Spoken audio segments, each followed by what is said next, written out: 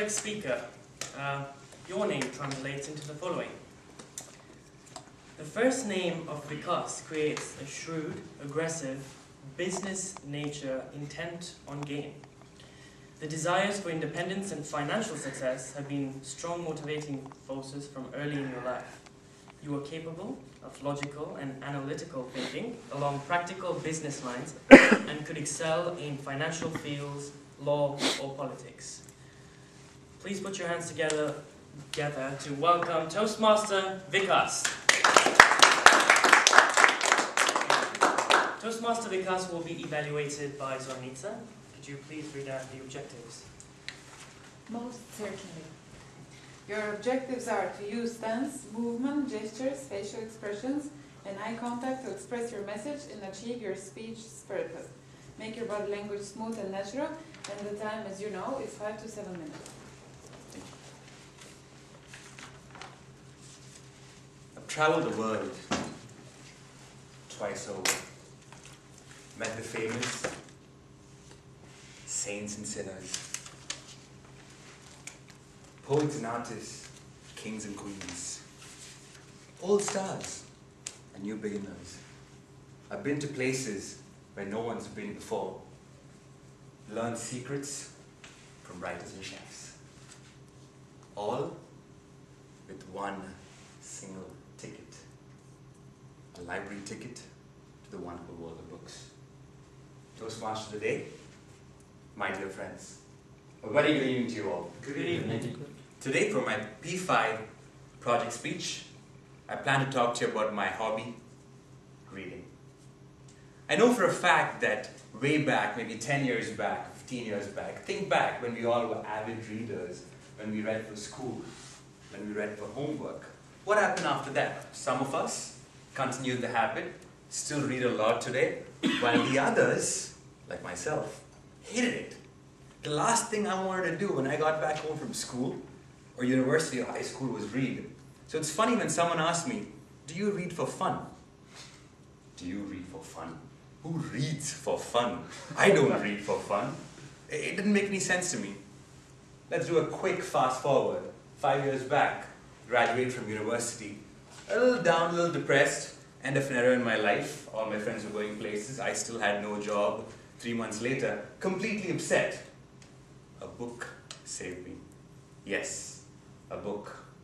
I know you all know me to be really melodramatic, but let me repeat that again. A book saved me because this book had the capability to take me places.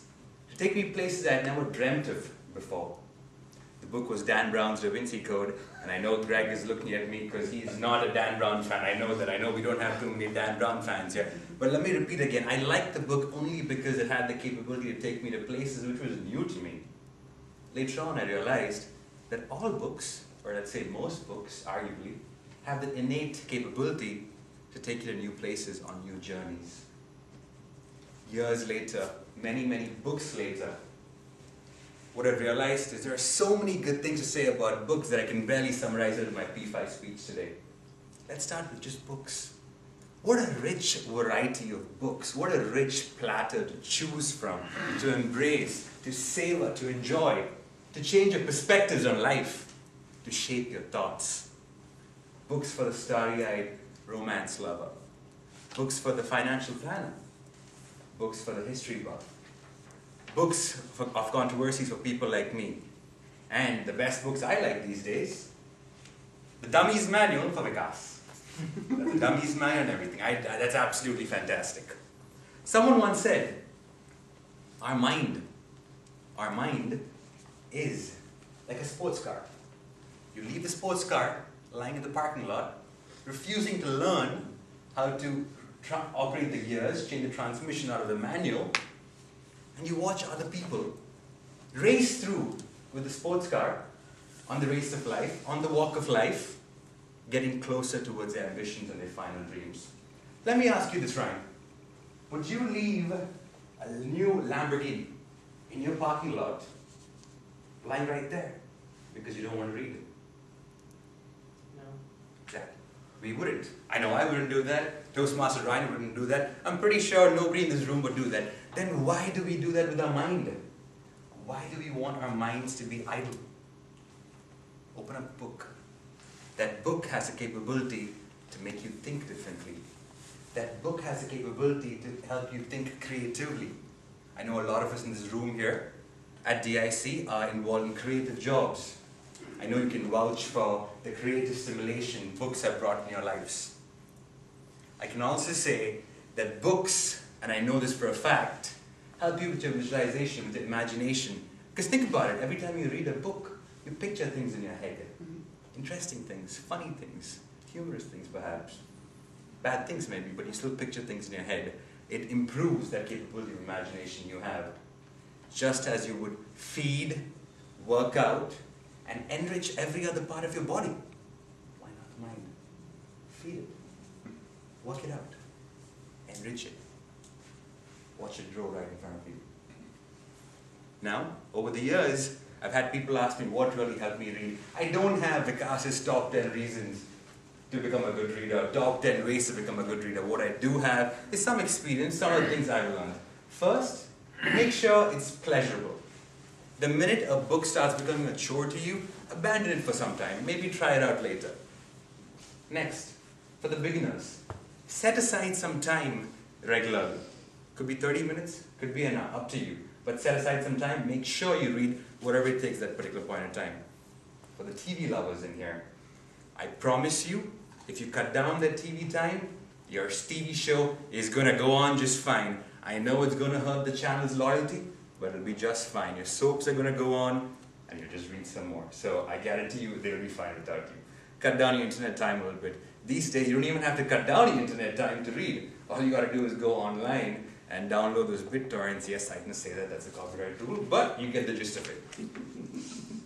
Blog it, perhaps. I know a lot of us are social networkers over here. It really helps your friends when they know that, okay, you're reading something, you read a new book, and it also makes you feel very special and famous. Works out for me that way.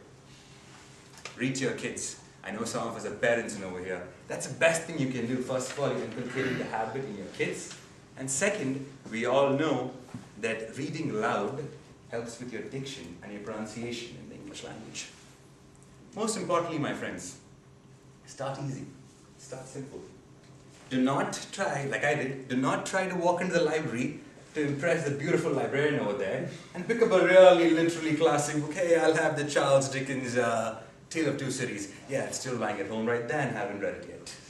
Simple rule of thumb, as our friend Mark Twain has said. A classic is something that everybody wants to read, but nobody reads. So keep that in mind. Start simple. Robert Ludlum, Sidney Sheldon, Arvind Adiga, Mike Gale, some people who are really good with the narratives, and that will really help you. Start with magazines, perhaps. I know a lot of us out there really like those juicy, spicy magazines. Start with those. They have arguably simple articles. Most importantly, my friends, just like any other habit, improve with practice and grow your mind. I'll leave you with what the famous Chinese philosopher Confucius said.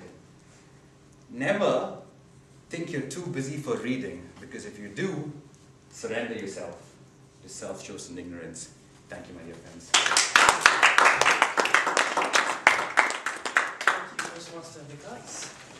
I couldn't help but notice that you were looking at me with the whole TV show thing. Anyway, guys, Toastmasters are